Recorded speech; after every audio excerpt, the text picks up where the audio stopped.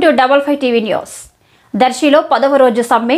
Darsi ICDS శిబిరం నుంచి ప్రదర్శనగా గడియారం స్తంభం సెంటర్కి వచ్చి మానవహారం చేస్తుండగా ఎస్ఐ పోలీసులు వచ్చి వెంటనే వెళ్లిపోవాలని, మీకు పర్మిషన్ లేదని, లేకపోతే అరెస్టు చేస్తామని బెదిరించడం, సిఐటియు నాయకులు సందు వెంకటేశ్వరరావుని నెట్టివేయడంతో ఒక్కసారిగా ఉద్రిక్తత పెరిగి అంగన్వాడీ మహిళలు అంతా ఒక్కసారిగా 10 రోజుల నుంచి ధర్నా సమ్మె శాంతియుతంగా చేసినా ప్రభుత్వం పట్టించుకోలేదని, మా సమస్యలను పట్టించుకోకపోవడంతోనే పోరాటాలు చేస్తున్నామని, అందరినీ అరెస్టు చేయాలని పెద్ద ఎస్ఐతో వాదనకి దిగి రోడ్డుపై ట్రాఫిక్ అడ్డంగా బైఠాయించడంతో ఘర్షణ వాతావరణం. దీనితో పోలీసులు వెనుకకు తగ్గి ప్రజలకు ఆటంకం లేకుండా ఆందోళనలు చేయాలని సర్ది చెప్పడంతో 2 గంటలకు మానవహారం ముగిసింది.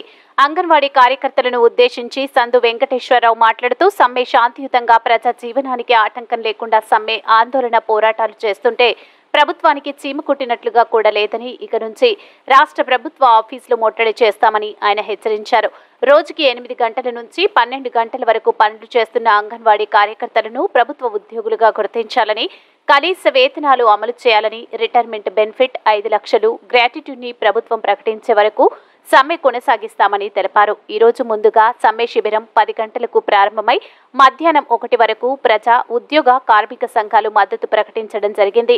ఆందోళనలో యూనియన్ నాయకులు అచ్చమాంబ, అజిత, పద్మావతి, ప్రశాంతి, కవలకుంట్ల బాలమ్మ, శ్యామల, లక్ష్మి, ఫాతిమా, సుజాత, విశ్వవాణి, వెంకటరమణ, సిఐటియు నాయకులు, రంగనాయకులు, అంజిబాబు, నారాయణ పాల్గొన్నారు.